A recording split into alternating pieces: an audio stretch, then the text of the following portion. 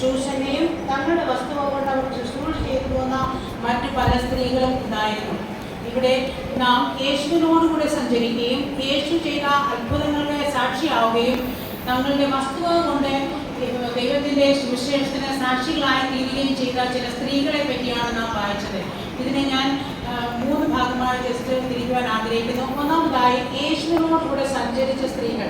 യേശു തൻ്റെ ഐഹിക ജീവിതകാലത്തെ യെരുശലേമിൽ പട്ടണം തോറും ഗ്രാമം തോറും സഞ്ചരിച്ച് ദൈവരാജ്യത്തെ ഘോഷിച്ചുകൊണ്ടിരുന്നതായ സമയത്ത് അക്ഷരീകമായി അനേകം പുരുഷന്മാരും സ്ത്രീകളും കുഞ്ഞുങ്ങളും ഒക്കെ യേശുവിനെ പിൻഗമിച്ചു. അപ്പോൾ യേശുവിനോട് കൂടെ സഞ്ചരിച്ച സ്ത്രീകൾ അക്ഷരീകമായി പറഞ്ഞിരിക്കുന്നതായിരിക്കുന്നുവെങ്കിലും ഇന്ന് ഈ കാലയളവിൽ യേശുവിനോടുകൂടെ അക്ഷരീകമായി എങ്ങനെ സുവിശേഷത്താൽ പുറകെ നടക്കുവാൻ നമുക്ക് സാധിക്കുകയില്ല. അപ്പോൾ ഈ കാലയളവിൽ യേശുവിനോട് കൂടെ സഞ്ചരിക്കുക എന്ന് പറയുന്നത് നാം ആത്മീയമായി ചിന്തിക്കേണ്ടിയിരിക്കുന്നു. ഞാൻ ഇപ്രകാരം പറയുവാൻ ആഗ്രഹിക്കുന്നു. I think the children with the listen would be better. നാം മാത്തമാറ്റിക്സിലൊക്കെ തിയറംസ് പഠിക്കുമ്പോൾ പല തിയറംസിനും അതിൻ്റെ കോൺവേഴ്സ് ശരിയാണ്. Converse of the theorem is also true for some of the theorems. So children, you might have those who are 10th standard, 11th standard and above, they know what is the meaning of theorem and what is its converse. So ഇവിടെ നാം വായിച്ച statement സ്ത്രീകൾ യേശുവിനോട് കൂടെ സഞ്ചരിച്ചിരുന്നു. ഞാൻ ഇതിന്റെ converse statement എന്ന് പറഞ്ഞാൽ ഈ സ്ത്രീകൾ ഇന്നത്തെ കാലത്ത് സ്ത്രീകൾ സഞ്ചരിക്കുന്നിടത്തൊക്കെ യേശു അവരോട് കൂടെ ഉണ്ടായിരുന്നു എന്ന് അതിന്റെ കോൺവേഴ്സ് ആയിട്ട് തിരിക്കുവാൻ ആഗ്രഹിക്കുന്നു. ഇപ്പോൾ അക്ഷരീകമായി നമുക്ക് യേശുവിനോടുകൂടി സഞ്ചരിക്കുവാൻ കഴിയുകയില്ല. എന്നാൽ നാം സഞ്ചരിക്കുന്നിടത്തൊക്കെയും യേശു ഉണ്ടായിരിക്കുക എന്ന് പറയുമ്പോൾ ഇപ്പം നമ്മളെല്ലാവരും ചർച്ചയിലായിരിക്കുന്നു. നമ്മെ മറ്റുള്ളവർ നോക്കുമ്പോൾ നമ്മുടെ അജയർ നമ്മെ ധരിച്ചിരിക്കുന്നതായ വസ്ത്രം കൊണ്ട് ഒരു പക്ഷേ നമുക്ക് പലരും പല സമയത്ത് ഐഡൻറ്റിഫൈ ചെയ്യും. വേറൊരു ഫംഗ്ഷന് പോകുമ്പോൾ നാം വേറെ രീതിയിലുള്ള വസ്ത്രം ധരിക്കും. ഒരു ഫ്യൂണറലിൽ പോകുമ്പോൾ അതിൻ്റെ രീതിയിൽ. അപ്പോൾ ചിലർ നമ്മളെ ഐഡൻറ്റിഫൈ ചെയ്യാനായി ആ പച്ച സാരി ഇട്ട് വന്നതായ ആദ്യ അല്ലെങ്കിൽ നീല ഡ്രസ്സ് ഇട്ട് വന്നതായ പക്ഷേ ഇങ്ങനെയൊക്കെ പറഞ്ഞ് ഐഡൻറ്റിഫൈ ചെയ്യാറുണ്ട്. ഗലാത്യലേഖനം 3-ാം അധ്യായത്തിൻ്റെ 27-ാം വാക്യത്തിൽ നാം വായിക്കുന്നത്, ക്രിസ്തുവിനോട് ചേരുവാൻ സ്നാനമേറ്റിരിക്കുന്ന നിങ്ങൾ എല്ലാവരും ക്രിസ്തുവിനെ ധരിച്ചിരിക്കുന്നു. അപ്പോൾ നാം ക്രിസ്തുവിനെ ആണ് ധരിച്ചിരിക്കുന്നതെങ്കിൽ നാം പോകുന്ന സ്ഥലത്തൊക്കെയും ക്രിസ്തുവിനെ കാണിക്കുന്നവരായി തീരുവാൻ സാധിക്കും. നമ്മെ കാണുന്നവർ ക്രിസ്തുവിനെ കാണുന്ന അനുഭവം അഥവാ ആ സ്വഭാവം നമ്മളിൽ ഉണ്ടെങ്കിൽ നാം ക്രിസ്തുവിൻ്റെ സാക്ഷികളായി തീർന്നു. ക്രിസ്തുവിൻ്റെ സ്വഭാവങ്ങളായ മനസ്സലിവ്, ദയ, താഴ്മ, ഇങ്ങനെയുള്ള എല്ലാ സ്വഭാവങ്ങളും നാം പോകുന്നിടത്തൊക്കെയും പ്രദർശിപ്പിക്കുവാൻ നമുക്ക് സാധിക്കുന്നുവെങ്കിൽ നാം ക്രിസ്തുവിൻ്റെ സാക്ഷികളായി തീർന്നു. അഥവാ ക്രിസ്തുവിനോടുകൂടെ സഞ്ചരിച്ച് ക്രിസ്തുവിൻ്റെ സാക്ഷികളായി തീർന്നു. നമ്മുടെ അത് പോകുന്നിടത്ത് മാത്രമായിരിക്കണമെന്നില്ല. നമ്മുടെ ഭവനങ്ങളിൽ, നാം ജോലി ചെയ്യുന്ന സ്ഥലങ്ങളിൽ, എവിടെയായിരുന്നാലും ക്രിസ്തുവിൻ്റെതായ സ്വഭാവങ്ങൾ നമ്മിൽ ഇല്ല എങ്കിൽ നാം ക്രിസ്ത്യാനിയായി എന്ന് പറഞ്ഞതുകൊണ്ട് ഒരു പ്രയോജനവുമില്ല. നാം ഇവിടെ ഇവിടെ മാമോദിസ എടുക്കാത്ത ഒരു കുഞ്ഞുമില്ല, മുതിർന്നവരുമില്ല, ആരുമില്ല. അപ്പോൾ ക്രിസ്തുവിനോട് ചേരുവാൻ സ്നാനമേറ്റിരിക്കുന്ന നാം എല്ലാവരും ക്രിസ്തുവിനെ ധരിച്ചിരിക്കുന്നു. അത് ഒന്നാമതായ സ്നാനത്തിൽ നിന്ന് ലഭിക്കുന്നതായ അനുഭവം നാം പോകുന്നിടത്തൊക്കെയും ക്രിസ്തുവിനെയും കൊണ്ടുപോയി നാം ക്രിസ്തുവിൻ്റെ സാക്ഷികളായി തീരുക എന്നുള്ളതാണ്. രണ്ടാമതായി നാം വായിച്ചത് 7 ഭൂതങ്ങൾ വിട്ടുപോയ മന്ദിരക്കാരത്തിൽ പറയുകയും രോഗസൗഖ്യങ്ങൾ പ്രാപിക്കുകയും പല ബാധകളിൽ നിന്ന് ഒഴിവുള്ളവരായി തീരുകയും ചെയ്ത പല സ്ത്രീകളും യേശുവിനെ അനുഗമിച്ചു എന്ന് നാം കാണുന്നു. ഇവിടെ നാം ചിന്തിക്കുമ്പോൾ യേശുവിൽ നിന്നുള്ളതായ നന്മകൾ പ്രാപിച്ചവർ എപ്രകാരം യേശുവിൻ്റെ സാക്ഷികളായി തീർന്നു അഥവാ യേശുവിനെ അനുഗമിക്കുന്നുള്ളതാണ്. ഞാനിവിടെ ഇരിക്കുന്നവരാരും തന്നെ എനിക്ക് തോന്നുന്നില്ല ഗുജറാത്തിൽ ജനിച്ചു വളർത്തപ്പെട്ടവർ മേബി, പക്ഷേ ഈ ഗുജറാത്തി മാതൃഭാഷയായിട്ടുള്ളവരാരും എല്ലാവരും കേരളത്തിൽ നിന്ന് വന്നവരാണ്. മേ ബി അവർ പേരൻസ് ആവാം, നമ്മൾ ജോലിക്ക് വേണ്ടിയോ ബിസിനസ്സിന് വേണ്ടിയോ നമ്മുടെ ഉപജീവന മാർഗങ്ങൾക്ക് വേണ്ടി നാം കേരളത്തിൽ നിന്ന് ഇവിടെ വന്നവരാണ്. അപ്പോൾ യോഹന്നാന്റെ സുവിശേഷം 15-ാം അധ്യായത്തിൽ നാം വായിക്കുന്നത്, നിങ്ങൾ എന്നെ തിരഞ്ഞെടുത്തു എന്നല്ല, ഞാൻ നിങ്ങളെ തിരഞ്ഞെടുത്തു, നിങ്ങൾ പോയി ഫലം കായ്ക്കേണ്ടതിന് നിങ്ങളുടെ ഫലം നിലനിൽക്കേണ്ടതിനും നിങ്ങളെ ആക്കി വെച്ചിരിക്കുന്നു. അപ്പോൾ നാം ദൈവത്തിൽ നിന്നുള്ള ഉപകാരങ്ങൾ, നന്മകൾ, അത് നമ്മുടെ ജോലിയിലൂടെ ആയിരുന്നാലും എന്ത് കാര്യത്തിലൂടെ ആയിരുന്നാലും, അത് രോഗസൗഖ്യമായിരിക്കാം, മറ്റെന്തെങ്കിലും ആയിരിക്കാം, യേശുവിൽ നിന്നോ ആ ദൈവത്തിൽ നിന്ന് നന്മ അനുഭവിക്കാത്തവരായി ആരെങ്കിലും ഇവിടെ ഉണ്ടോ? കുഞ്ഞുങ്ങളാണെങ്കിലും ഒരു നന്മ അനുഭവിക്കാത്തവരായിട്ടുണ്ടോ? Nobody will raise the hand, I know, because ഇപ്പോൾ നാം എടുക്കുന്നതായ ശ്വാസം തിരികെ പോകുന്നില്ല എങ്കിൽ നമുക്ക് മനസ്സിലാക്കാം അവിടെ നമുക്ക് ഓക്സിജൻ, കൊറോണ സമയത്തിലെ ഓക്സിജന് വേണ്ടി കഷ്ടപ്പെട്ടവർക്കറിയാം ദൈവം നമുക്ക് ചെയ്യുന്ന ഉപകാരങ്ങൾ പ്രത്യക്ഷമായ ഒരു ബോർഡിൽ എഴുതി വെച്ചാൽ മാത്രമേ ഉള്ളൂ. ഓപ്പറേഷൻ ആവശ്യമായിരിക്കുന്നു, ഓപ്പറേഷൻ ചെയ്യണമെങ്കിൽ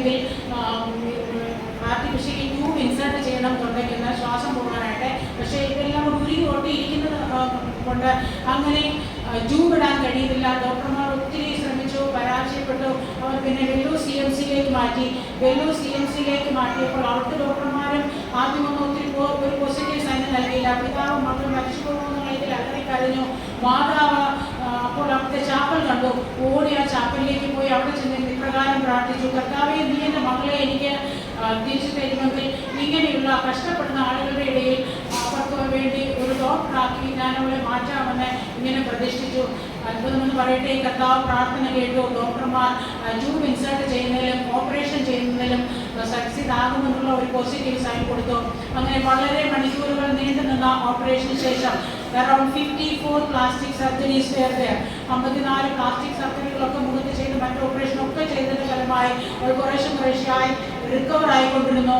അങ്ങനെ ഇടയ്ക്കിടയ്ക്കൊക്കെ ട്രീറ്റ്മെൻറ്റിന് വേണ്ടിയിട്ട് CMCയിൽ പോകുമ്പോൾ ഡോക്ടർമാരുടെ കോൺഫറൻസ് റൂമിലോട്ട് ചൂണ്ടി കാണിച്ചിട്ട് മകൾ പറയും, മോളെ ഇരിക്കുന്ന ഡോക്ടർമാരെയൊക്കെ കണ്ടോ, നീയും വളരെ സീരിയസ് ആയിരുന്ന അവസ്ഥയിൽ ഞാൻ ദൈവത്തോട് പ്രാർത്ഥിച്ചു, നിന്നെ ഇതുപോലൊരു ഡോക്ടറാക്കാമെന്ന് ഞാൻ പറഞ്ഞിരിക്കുന്നു, നീ മറ്റുള്ള ഡോക്ടറായിട്ട് മറ്റുള്ളവരെ ശുശ്രൂഷ ചെയ്യണമെന്ന് പറഞ്ഞു.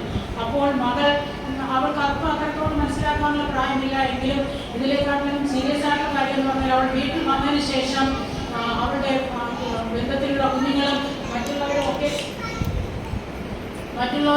അവളെ കാണുമ്പോൾ ഓടിപ്പോകാൻ തുടങ്ങി. അത്രയും ഒരു പ്ലാസ്റ്റിക് സർജറി ചെയ്തെങ്കിൽ പോലും ഒരു വിരൂപമായ രൂപമായിരുന്നു അവരുടെ പേരൻസ്. ആ മിററൊക്കെ വീട്ടിൽ നല്ല എടുത്ത് മാറ്റി അവളത് കണ്ട് ഭയപ്പെട്ട എന്തെങ്കിലും മറ്റു പ്രശ്നങ്ങൾ ഉണ്ടാകുമെന്ന് വിചാരിച്ച് അവരെ സ്കൂളിൽ വിടാനായിട്ട് അവർ തയ്യാറെടുക്കുമ്പോൾ ഈ പിള്ളേരെല്ലാം അവരുടെ ഭൂതം വരുന്ന അതേത് എന്നൊക്കെ പറഞ്ഞിട്ട് ഇങ്ങനെ കളിയാക്കി ചെയ്യുന്നതാണ്. ഒരു തരത്തിലും ഈ പ്രേമ സ്കൂളിൽ പോകുവാൻ ആഗ്രഹിച്ചില്ല. അപ്പോൾ അമ്മ മനസ്സുകൊണ്ട് വിചാരിക്കുന്നു, ഞാൻ ഈ മകളെ പഠിപ്പിച്ച് ഡോക്ടറാക്കാമെന്ന് ദൈവത്തോട് വാഗ്ദത്തം ചെയ്തതാണ്, എന്ത് ചെയ്യും? അമ്മ പ്രാർത്ഥന തുടർന്നുകൊണ്ടിരുന്നു. അവളുടെ സഹോദരിയോടുകൂടെ പിന്നെ സ്കൂളിൽ പോകുവാനായിട്ട് തീരുമാനിച്ചു. അവൾ പഠിച്ചു, അവൾ ഗ്രാജുവേഷൻ ചെയ്തു, ഡോക്ടറായി. ഈ വെല്ലൂർ CMCയിൽ തന്നെ അവളെ പ്ലാസ്റ്റിക് സർജറി ചെയ്തതായ ഡോക്ടർ ജോസഫിൻ്റെ കീഴിൽ അസോസിയേറ്റ് പ്രൊഫസറായി ജോലി ചെയ്തു. അമേരിക്കയിൽ നിന്ന് അവൾക്ക് ഒരു അവാർഡ്, അതിന് പോകാൻ വേണ്ടിയിട്ടുള്ളതായ ഓർഡർ ലഭിച്ചു. അവൾ അവിടെ പോയി. അവൾക്ക് $10,000 അവാർഡായിട്ട് ലഭിച്ചു. അപ്പോൾ അവൾ എന്ത് തീരുമാനിച്ചു, ഞാൻ ഈ പൈസ കൊണ്ട് ഈ ബേൺഡ് വിക്ടിംസ് ആയിട്ടുള്ള സ്ത്രീകൾ സൗജന്യമായിട്ട് ചികിത്സ നടത്തേണ്ടതിനായിട്ട് ഒരു സ്ഥാപനം തുടങ്ങും. ആ സ്ഥാപനമാണ് അഗ്നിരക്ഷ എന്ന് പറയുന്നത്. അഗ്നിരക്ഷ എന്ന് പറയുന്ന സ്ഥാപനം 1998 ആ കിട്ടിയ പൈസ കൊണ്ട് ആരംഭിച്ചു. അവിടുത്തെ വെല്ലൂരിലെ അസോസിയേറ്റ് പ്രൊഫസറായിരുന്നത് മാത്രമല്ല, ഇപ്പോൾ ആ സ്ഥാപനത്തിൻ്റെ മാനേജറായിരുന്നു. ഈ സ്ത്രീകളുടെ ഉന്നമനത്തിന് വേണ്ടി, ഇങ്ങനെയുള്ളവരെ സഹായിക്കുന്നതിന് വേണ്ടി അവർ ചെയ്ത പ്രവർത്തനത്തിൻ്റെ ഫലമായിട്ടാണ് ഈ ജനുവരി 26 പത്മശ്രീ അവാർഡ് ലഭിച്ചത്. ഈ ലോകത്തിലെ പ്രവർത്തനങ്ങൾക്ക് ഇങ്ങനെയുള്ള അവാർഡുകൾ ലഭിക്കുമെങ്കിൽ സ്വർഗത്തിലെ ദൈവത്തിന് വേണ്ടി നാം ചെലവിടുകയും ചെലവായി പോകുന്ന കാര്യങ്ങൾ ഒരിക്കലും അസ്ഥാനത്തില്ല എന്ന് പറയുവാനാണ് ഞാൻ ആഗ്രഹിച്ചത്. എനിക്കധികം സമയമില്ല. അവസാനമായിട്ട് ഈ പറഞ്ഞ സ്ത്രീകളൊക്കെയും സുവിശേഷത്തിൻ്റെ സാക്ഷികളായിരുന്നു. ഇപ്പോൾ നമ്മുടെ വേദാന്തര സഭയിൽ തന്നെ എനിക്കറിയാവുന്ന ഏറ്റവും വലിയൊരു സുവിശേഷത്തിൻ്റെ സാക്ഷിയാണ് 2 ആഴ്ച മുമ്പ് നമ്മെ വിട്ടുപോയതായ സിസ്റ്റർ റെനി സുനിൽ. റെനി ചേച്ചിയെ പറ്റി ഒരു വാക്ക് പറയാതെ ഞാൻ നന്ദികരായിപ്പോൾ. ഞങ്ങൾ ഗാന്ധിനഗർ ചർച്ചിൽ വന്നപ്പോൾ ആദ്യമായിട്ട് എൻ്റെ കുഞ്ഞുങ്ങളെ DBS പഠിപ്പിച്ചത് സിസ്റ്റർ റെനി സുനിലാണ്.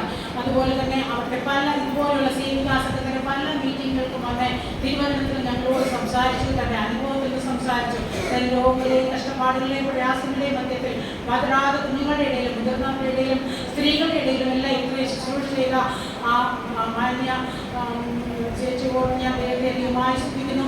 കർത്താവ് തൻ്റെ നിത്യവിശ്രാമത്തിലേക്ക് ചേർത്തതിനെ ഓർത്ത് ഞാൻ ദൈവത്തെ ശ്രദ്ധിക്കുന്നു. കുടുംബത്തെയും കുഞ്ഞുങ്ങളെയൊക്കെ ദൈവം അധികമായി അനുഗ്രഹിക്കട്ടെ എന്ന് പ്രാർത്ഥിക്കുന്നു. ഇങ്ങനെ സാക്ഷികളുടെ ഒരു വലിയ സമൂഹം നമുക്ക് ചുറ്റുമുണ്ട്. അതുകൊണ്ട് നമുക്ക് ഒരു വഴി പാട്ട് പാടിയാലോ? സാക്ഷികൾ സമൂഹം എൻ്റെ ചുറ്റിലും നിൽക്കുന്നായിരങ്ങൾ ആകയാലെ സാക്ഷികൾ സമൂഹം എൻ്റെ ചുറ്റിലും നിൽക്കുന്നായിരങ്ങൾ ആകയാലെ ഭാരവും വിട്ടു ഞാനോടുമാ നേരവും യേശുവേ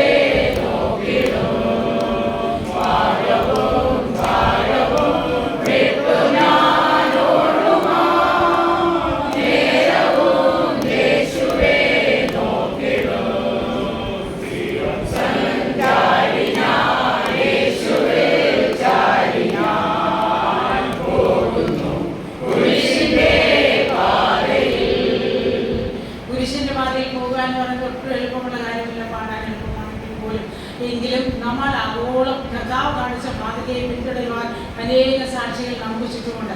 സാക്ഷികളുടെ ഇത്ര വലിയ സമൂഹം നമുക്ക് ചുറ്റും നിൽക്കുന്നുണ്ട്. സകല ഭാരവും മുറുകെ പറ്റുന്ന ഭാവം കൊണ്ട് നമുക്ക് മുമ്പിൽ വെച്ചിരിക്കുന്ന ഓട്ടം സ്ഥിരതയോടെ ഓടുക. നമുക്ക് നോക്കാൻ ഒരാളെ മാത്രമേ ഉള്ളൂ, വിശ്വാസത്തിന്റെ നായകനും മൂർത്തി വരുത്തുന്നതിനുമായ യേശുവിനെ നോക്കുക. അവന്റെ മുമ്പിൽ വെച്ചിരുന്ന സന്തോഷോർത്ത് താൻ അപമാനം അലക്ഷ്യമാക്കി ക്രൂശിനെ സഹിക്കുകയും ദൈവസിംഹാസനത്തിന്റെ വലതു ഭാഗത്തിരിക്കുകയും ചെയ്തു. അതുപോലെ സിംഹാസനത്തിന്റെ വലതു ഭാഗത്തേക്ക് നാം ഉയർത്തപ്പെടണമെങ്കിൽ കർത്താവിനെ മാതൃകയാക്കി നാം പിൻപറ്റണം. Looking unto Jesus, the author and finisher of your faith. Let us run our race steadfastly as a multitude, a cloud of witnesses are in front of us or around us. So, ഈ വചനങ്ങളാൽ ദൈവം നമ്മെ അനുഗ്രഹിക്കട്ടെ.